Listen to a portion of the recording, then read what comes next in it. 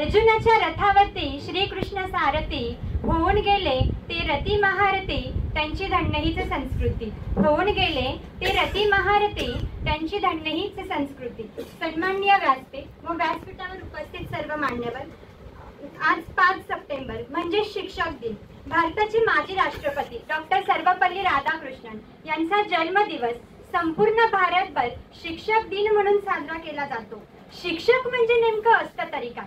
शिक्षक म्हणजे आयुष्याला कलाटणी देणारी प्रेरणा, ध्येयपूर्तीसाठी मार्ग दाखवणारी दिशा. शिक्षक म्हणजे चांगले संस्कार करणारी मूर्ती, संकट काळात धैर्य देणारी स्फूर्त. शिक्षक म्हणजे सखोल मूलभूत ज्ञानाचे भांडार,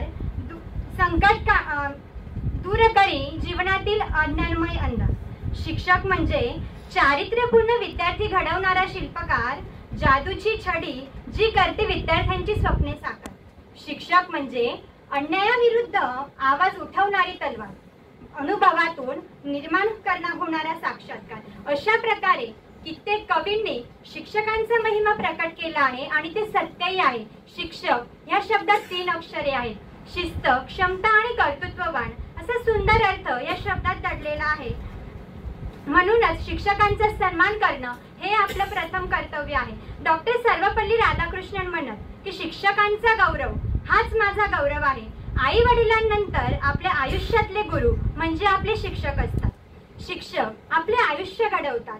केवळ पुस्तकी ज्ञान न देता आपल्याला अनुभवातून जगण्याची कला शिकवतात. व्यवहारिक जगात आपण कसं वावरलं पाहिजे, आयुष्याची कोरी पाटी ती आपल्या ज्ञानाने समृद्ध करतात. एक छोटीशी गोष्ट सांगू इच्छिते. पण दगड माहिती ना, दगड तर दगड हे कसे म्हणजे कुठेही अस्तव्यस्त पडलेले असतात. नदी किनारी लोक त्या दगडाला शेंदूर लावतात, तिथे नारळ फोडतात आणि त्याला म्हणजे त्या दगडाला ते देवाच्या रूपात मानतात.